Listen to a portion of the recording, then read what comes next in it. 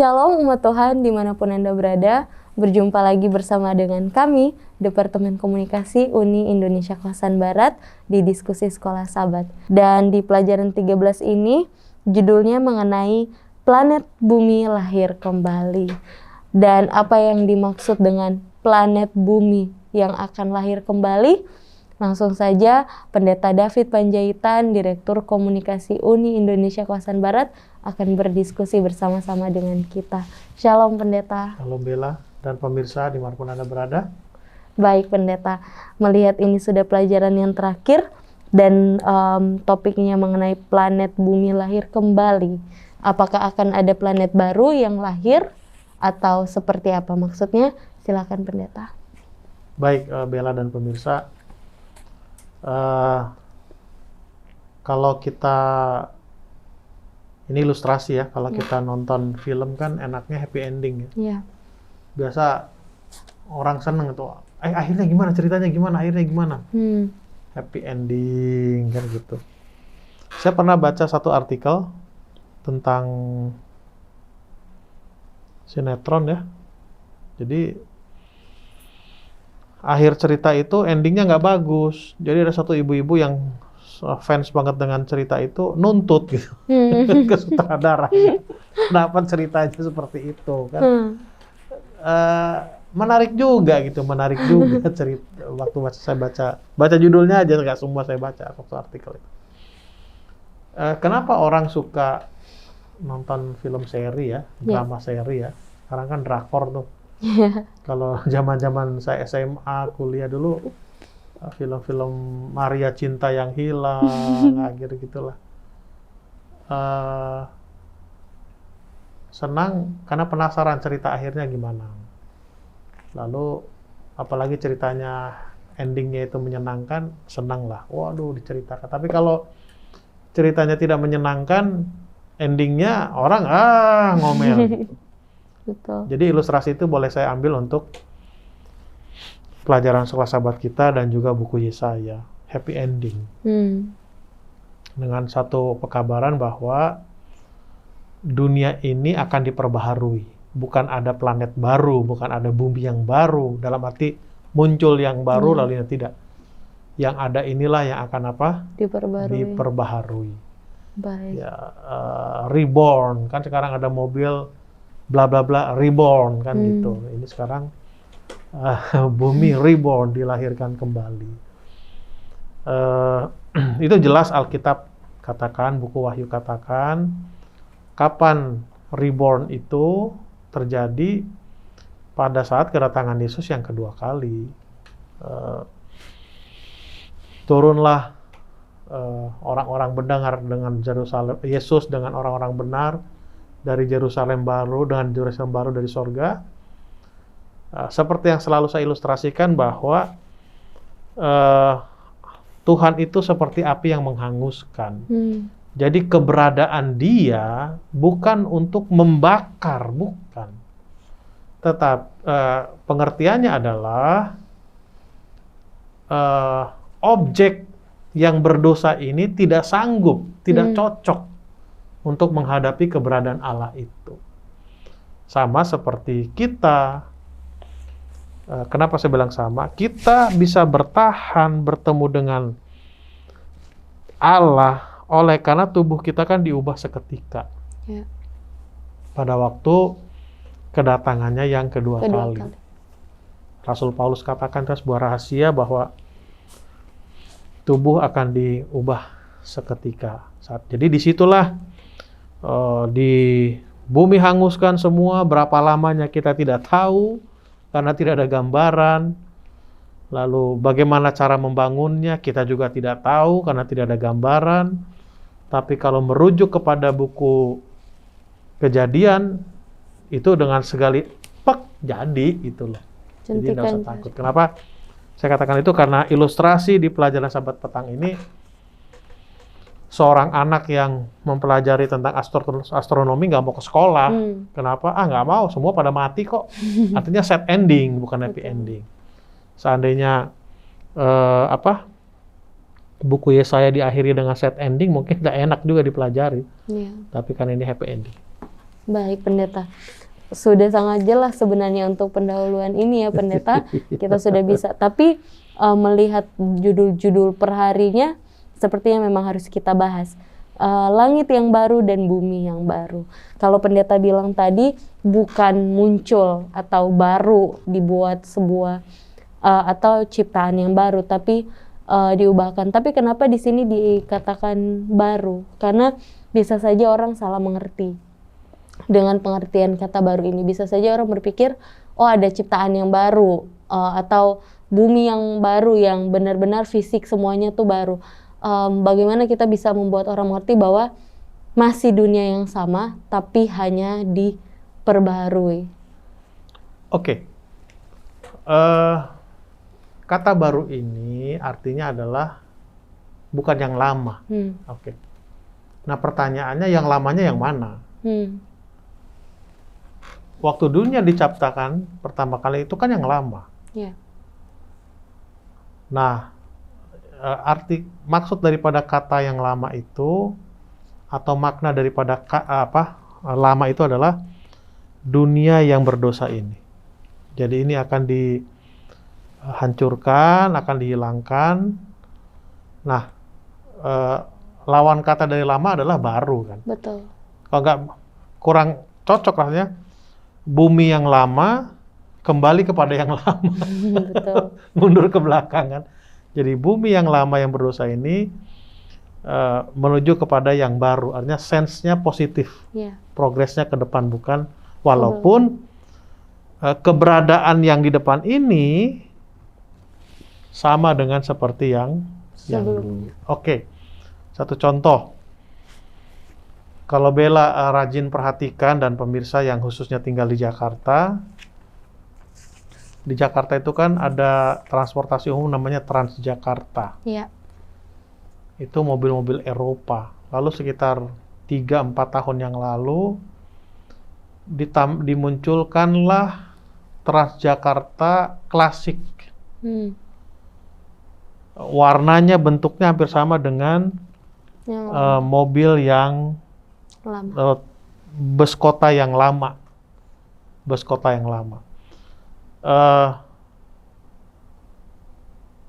Tampilannya seperti yang lama, tetapi fisiknya itu bukan yang lama. Itu fisiknya yang sudah yang baru. Artinya adalah bumi yang akan ada nanti itu sebetulnya seperti bumi sebelum berdosa, tetapi buku Wahyu katakan seperti yang belum pernah dilihat mata. Bisa jadi lebih bagus. Bisa jadi lebih bagus karena belum ada yang lihat mata kan. Betul. Ya. Untuk zamannya penulisan buku Wahyu, ya siapa yang lihat Eden selain Adam dan Hawa kan? Betul. Nah, itu pengertian daripada bumi yang baru itu. Jadi kalau kita merujuk seperti ilustrasi pendeta tadi Transjakarta, fiturnya baru walaupun dari tampilannya itu lama, tapi fitur semuanya sudah teknologinya yang canggih. Mungkin seperti itu juga ya. Walaupun bukan fitur-fitur atau teknologi, tapi pastilah yang tidak bisa dibayangkan oleh manusia. Baik, pendeta ada tambahan untuk hari Minggu? Oke, saya akan bacakan di sini ada beberapa hal yang penting. Allah menjanjikan ciptaan baru. Dimulai dengan perkataan, sebab sesungguhnya aku menciptakan langit yang baru dan bumi yang baru. Hal-hal yang dahulu tidak akan ada lagi dan tidak akan timbul lagi dalam hati. Dalam nubuatan yang sangat berkesan ini, Tuhan berjanji untuk menciptakan Yerusalem penuh sorak-sorak dan penduduknya penuh kegirangan. Di dalam kota itu tidak akan ada lagi bunyi tangisan. Oleh karena penderitaan kedukaan dan lain sebagainya. Orang akan hidup lebih dari 100 tahun sebelum mereka meninggal. Pekerjaan dan anak-anak mereka akan tetap bersama mereka untuk menjadi kebahagiaan dan sukacita mereka. Allah akan menjawab mereka bahkan sebelum mereka memanggil. Waduh, satu suasana yang sangat membahagiakan kan? Betul. Satu suasana yang saya pikir semua orang pengen ke sana. Menikmati suasana seperti ini. Baik, pendeta. tetap harus ada harapan untuk kita bisa Oh masuk ke iya, di Yerusalem sini yang baru digambarkan malah ya, binatang pemangsa seperti singa akan menjadi vegetarian. Banyak V-nya jadi vegetarian.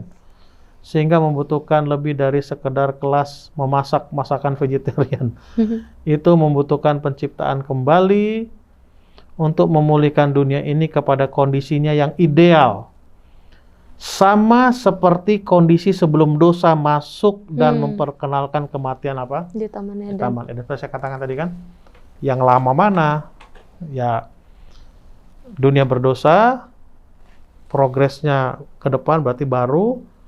Bagaimana tampilannya? Seperti sebelum Sebelum jatuh ke dalam dosa. Buku Wahyu katakan, seperti yang belum pernah dilihat mata.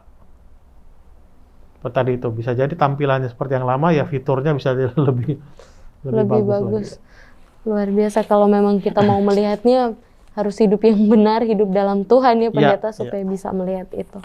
Baik, kita pindah ke hari Senin, magnet ilahi. Apa yang dimaksudkan dengan magnet? Magnet itu kan daya tarik. Jadi sama seperti pelajaran pekan lalu ya, di hari apa tuh saya lupa. Penginjilan keluar itu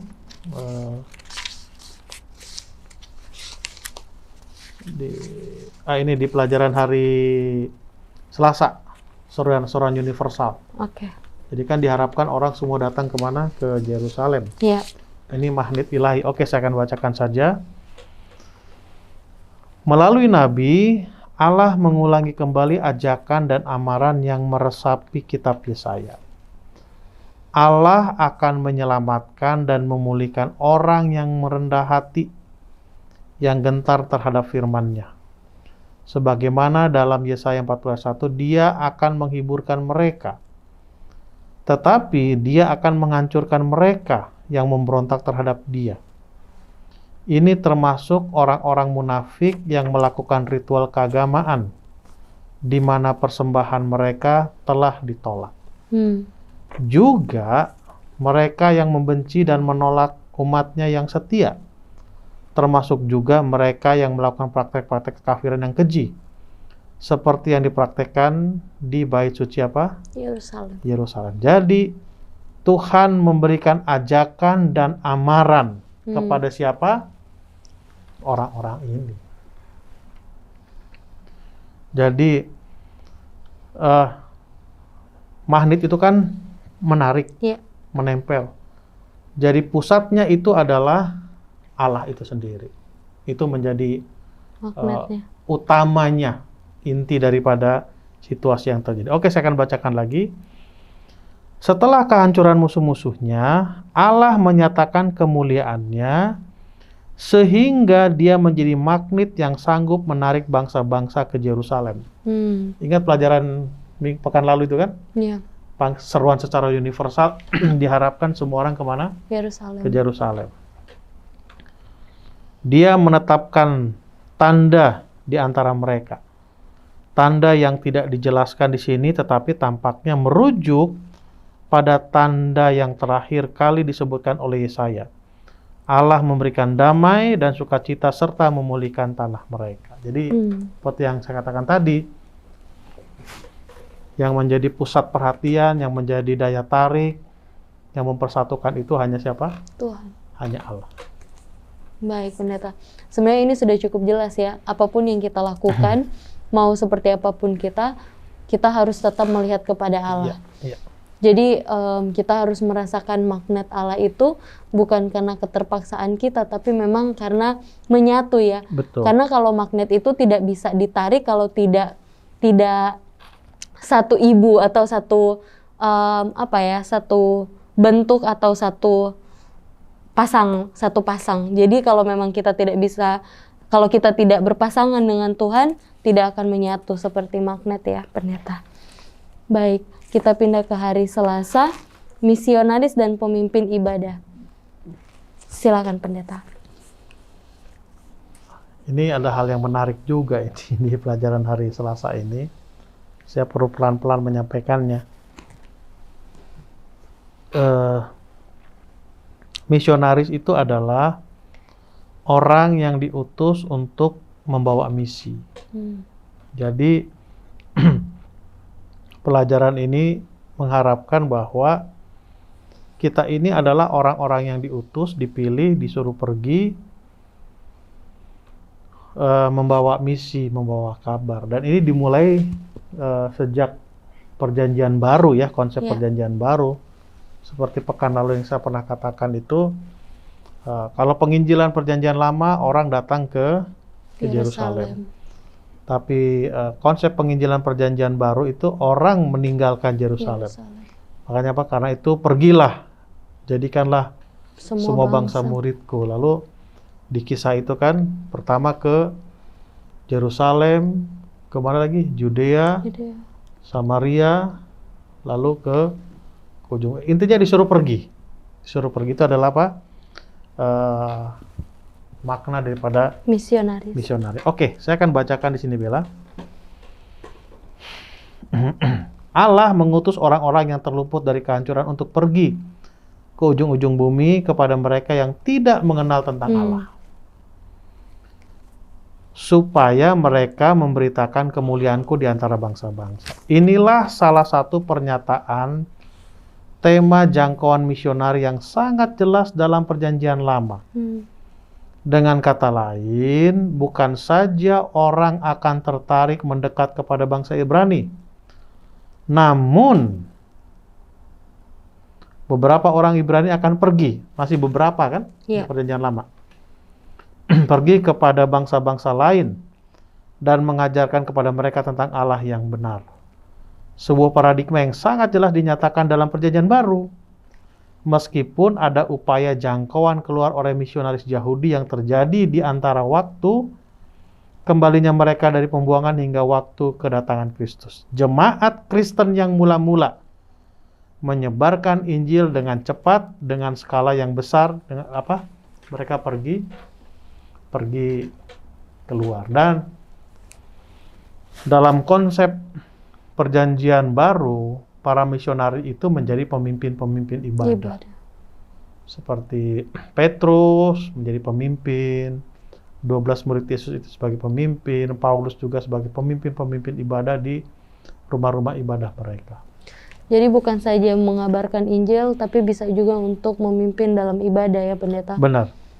Dan mengajarkan ibadah yang benar. Benar. Ini ada lagi, Bella, yang menarik. Ya.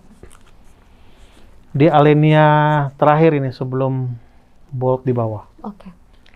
Kata mereka pada ayat 21 merujuk pada saudaramu dari antara segala bangsa pada ayat sebelumnya. Mereka bukan orang Israel. Beberapa di antara mereka dipilih Allah sebagai pemimpin ibadah bersama dengan imam dan orang Lewi. Ini merupakan perubahan yang revolusioner. Sebelumnya Allah telah memberikan wewenang hanya kepada keturunan Harun untuk melayani sebagai imam-imam. Dan hanya suku Lewi saja yang dapat membantu mereka. Bangsa-bangsa lain tidak dapat menjadi keturunan Harun dan Lewi. Tetapi Allah akan menunjuk beberapa orang dari bangsa lain untuk melayani dalam kapasitas ini. Bahkan tadinya bangsa Israel sekalipun selain suku Lewi juga dilarang untuk apa? Melakukannya. Jadi ada perubahan sedikit. Yang tadinya harus orang Lewi, keturunan Harun, sekarang yang bukan orang Lewi sudah boleh ikut untuk apa? Melayani. Jadi memang keselamatan dari Tuhan tidak eksklusif ya, Pendeta? Ya. Baik. Pendeta masih ada tambahan untuk hari Selasa? Saya pikir cukup untuk itu. Baik. Hari Rabu komunitas iman. Apakah ini seperti komunitas-komunitas yang ada sekarang di dunia atau komunitas iman yang seperti apa yang dimaksudkan? Baik. Kalau merujuk kata komunitas itu kan artinya sekumpulan orang yang berkumpul dengan sukarela mempunyai tujuan yang sama. Itu arti komunitas. Hanya dipersatukan mereka oleh tujuan cita-cita yang sama. Tidak ada paksaan. Nah, pelajaran kita ini mengatakan nama komunitas itu adalah iman. Komunitas-komunitas yang beriman, kira-kira seperti itu. Karena ada satu ayat di dalam Keluaran 19 ayat 6 ini, bangsa Israel adalah sebuah imamat yang rajani dan bangsa yang kudus. Dengan beberapa imam diasingkan untuk mewakili mereka sebagai pemimpin ibadah. Namun, di waktu yang akan datang, beberapa orang asing dari bangsa lain akan menjadi pemimpin ibadah. Imam. Imamat. Waktu zaman perjanjian lama kita pelajari kemarin kan hari Selasa. Awalnya hanya orang Lewi, keturunan Harun. Tetapi dengannya berjalannya waktu, kemarin sudah dibuka peluang sedikit kan pelajarannya. Orang yang non Lewi sudah boleh. Nah, di perjanjian baru komunitas iman ini itu semakin dipertegas. Tapi sudah dimulai sejak perjanjian lama bahwa akan tergabung di dalam satu kelompok yang namanya imam atau keimamatan. Apa sih imam itu? Imam itu adalah juru bicara manusia kepada Allah.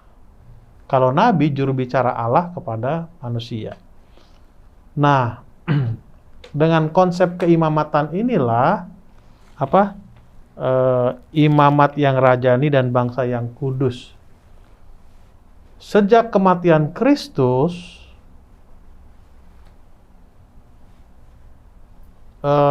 semua pengikut Kristus itu dikatakan imam, dalam arti bisa langsung berkomunikasi dengan Allah. Makanya kita berdoa masing-masing. Walaupun secara liturgi di gereja ada juga yang memimpin doa syafaat. Berbeda dengan ada denominasi yang lain, dia harus pergi ke satu orang, yang mana hanya melalui orang itulah doa itu diterima oleh Tuhan. Itu salah satu aplikasi daripada pengertian imamat ini, ya, keimamatan. Oke, saya akan bacakan saja, Bella. Ya. Di alinea yang kedua, dalam tatanan dunia baru, sesuai dengan rencana Allah, bangsa-bangsa lain bukan hanya bergabung dengan umat Allah, namun mereka akan menjadi rekan sekerja dengan bangsa Yahudi dalam komunitas iman yang sudah dipersatukan menjadi imamat yang rajani. Itulah sebabnya perbedaan antara orang Yahudi dan bukan Yahudi akan menjadi tidak relevan secara fungsi. Fungsinya tidak ada, sama semua. Lalu yang berikutnya, kapankah nubuatan Yesaya digenapi? Nah, ini menarik. Jauh kan. Awalnya Mesias itu zaman Mesias dari Persia, Kores, bahkan dikatakan juga Hizkia, tapi penggenapan yang sebenarnya adalah Immanuel. Nah, untuk ini penggenapannya zaman Paulus. Ini keterangannya.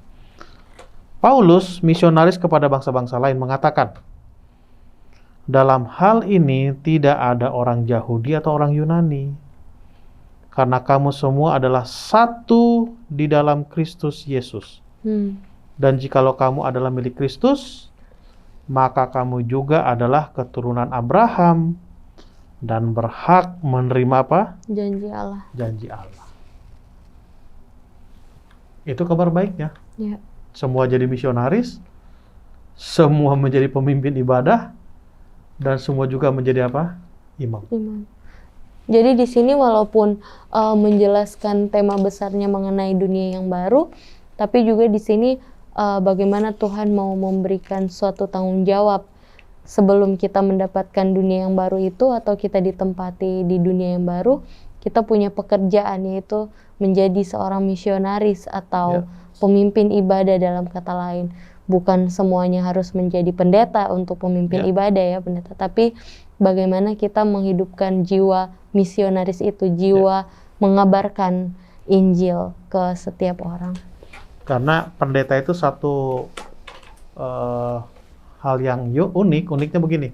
Di satu sisi pendeta bisa berperan sebagai nabi, juru bicara Allah kepada umat. Di satu sisi dia juga sebagai imam, bicara kepada umat, kepada Allah dan untuk umat. Lalu dia sebagai rasul juga, karena yang diutus pergi itu. Tapi di dalam konteks pelajaran kita sekarang ini adalah umat itu secara keseluruhan sebagai imam. Betul. Imam dalam arti dia bisa memimpin ibadahnya masing-masing. Dia bisa berkomunikasi dengan Allah secara langsung tanpa harus lewat perantara orang lain. Lalu dia juga sebagai misionaris secara pribadi. Ya, seperti dalam buku Kerinduan Segala Zaman itu, halaman 135 kan di Share of Ages atau 125 saya kurang ingat pasti, dikatakan every true disciple. Every true disciple, bukan every disciple. Karena dalam satu kelas, satu sekolah, banyak disciple, tapi tidak semua true disciple. Apa cirinya true disciple itu? Melakukan apa yang diinstruksikan oleh gurunya. Apa instruksi gurunya? Pergilah, ajarlah mereka. Dengan kata lain, sebagai misionaris. Jadi, true disciple itu bisa dilihat dari kesiapannya membawa misi. Apa yang dikatakan oleh gurunya. Dan inilah yang disebut dengan komunitas iman ya. Ya. Walaupun berbeda-beda orang menjalankan tugas yang sama, itu sudah termasuk dalam komunitas iman itu. Sudah memiliki iman yang sama. Kita langsung pindah ke hari Kamis, Pendeta. Demikianlah keturunanmu dan namamu akan tinggal tetap. Sebuah pengharapan. Silakan, Pendeta. Baik. Oh, sebelum hari Kamis ada saya lupa mau tambahkan. Di alinea 1, 2, 3, 4, 5, 6. Pengangkatan orang Yunani dan bangsa-bangsa lain bukanlah menjadi alasan bagi orang Yahudi untuk menggerutu dan mengatakan bahwa Allah bersikap tidak adil dalam memberikan mereka upah yang sama. Sebaliknya, tidaklah patut bagi orang Yunani untuk memperlakukan saudara mereka orang Yahudi dengan sikap tidak hormat. Apalagi kalau pekerja yang dipekerjakan sebelumnya memandang remeh kepada mereka yang dipekerjakan belakangan. Orang Yahudi pertama kali dipercayakan firman Allah sebagai saluran pernyataan Allah. Paulus menulis kepada orang Yunani karena apabila beberapa cabang telah dipatahkan dan kamu sebagai tunas liar telah dicangkokkan di antaranya dan turut mendapat bagian dalam akar pohon zaitun yang penuh getah, janganlah kamu bermegah terhadap cabang-cabang itu. Artinya jangan ada yang sombong dan jangan ada yang merasa berkecil hati. Dalam situasi yang sekarang ini. Oke, masuk hari Kamis ya, Bella ya? Ya, silakan Pendeta. Baik. Saya akan langsung bacakan saja. Ini kan Yesaya 66 nih, Yesaya terakhir nih. Ayat yang ke-21, 22, 23. Saya akan bacakan saja lah.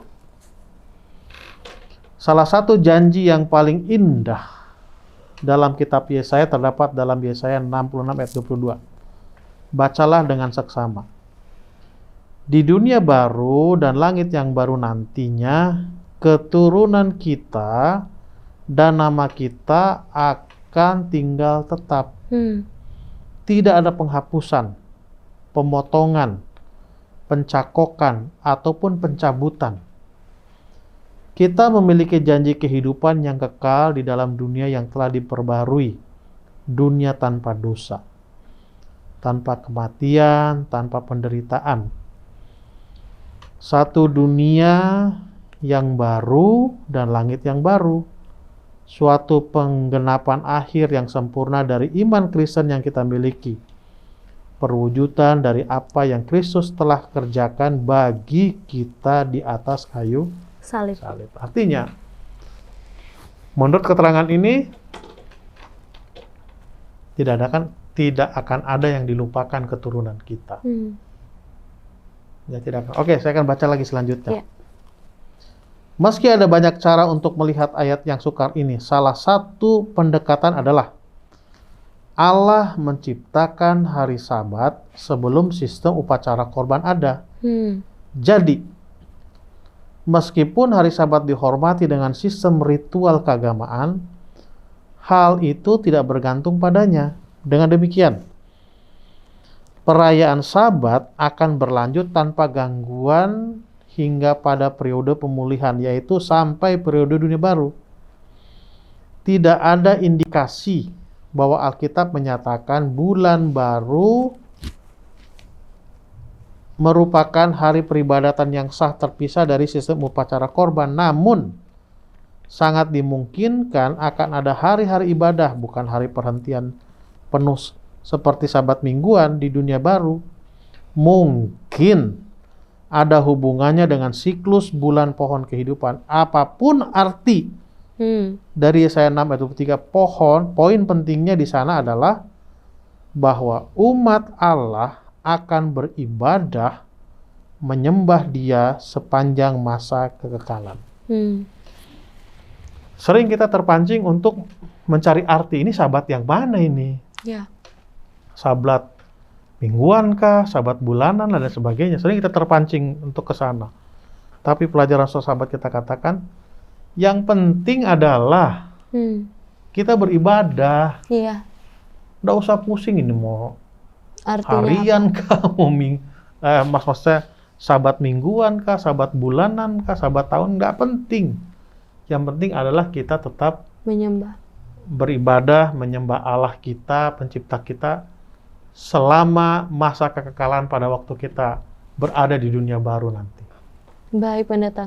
Jadi memang berarti karena ini diangkat, jadi kalau misalkan Bella punya anak, Pendeta, jadi nanti Bella dan anak Bella juga akan menjadi satu keluarga di surga dengan suami, anak yang sama, dan terangkat ke surga, kita di surga menjalani kehidupan keluarga seperti yang sebelumnya, atau? Ya. Begini, ini menarik Bella ini. Tadi Bella singgung masalah anak, masalah suami dan sebagainya. Memang kita harapkan semua anggota keluarga masuk surga. Kita harapkan seperti itu. Tetapi kan kita tidak tahu. Betul. Siapa yang masuk, siapa yang tidak. Saya ambil contoh begini. Kalau Bella ingat di gereja, entah itu Rabu malam, malam Sabat, ataupun hari Sabat, kan diumumkan itu orang yang ambil bagian, contohnya nyanyi. Yang nyanyi nanti keluarga Bapak Daniel Huta Barat, contohnya. Sabat depannya, yang nyanyi hanya anak-anaknya. Lalu nyanyilah anaknya nih. Kami mewakili keluarga Bapak Daniel Huta Barat menyanyikan lagu spesial. Karena Bapak lagi keluar kota, Mama juga menemani. Kan tidak ada Bapak dan Mamanya, tidak merubah anak-anak itu dari keluarga Bapak Daniel Huta Barat, kan gitu. Tidak merubah. Tetap keluarga. Jadi gitu juga di sorga. Kalaupun salah satu tidak masuk, ya tetap namanya keluarga itu. Gitu. Makanya dikatakan keluarga di sorga tetap ada, tapi perkawinan yang tidak ada. Bedakan pernikahan dengan keluarga, itu bedakan. Jadi keluarga A hanya anak dengan suami, hanya anak dengan ibunya, atau hanya anak dengan bapaknya, atau hanya orang tuanya, atau hanya salah satu mereka, tetap itu adalah apa? Keluarga itu. Namanya keluarga A. Kira-kira seperti itulah pengertiannya, Bel. Baik, terima kasih Pendeta. Masih ada tambahan untuk hari Kamis? Sudah cukup. Oke, silakan ke kesimpulan hari Jumat.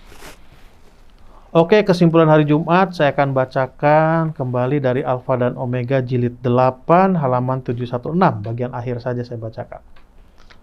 Pertikaian besar telah berakhir. Dosa dan orang-orang berdosa tidak ada lagi. Seluruh alam semesta sudah bersih. Satu denyut keharmonisan dan kesukaan berdetak di seluruh alam kejadian. Dari Dia yang menciptakan semuanya mengalir kehidupan dan terang dan kesukaan ke seluruh jagat raya yang jadi, yang tidak ada batasnya ini.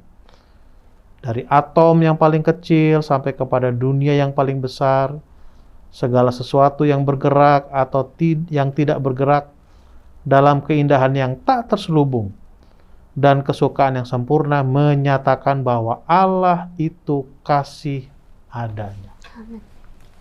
Allah itu kasih. Pada akhirnya seluruh jagat raya akan mengatakan, how great thou art. Amin. Allah adalah kasih. Amin.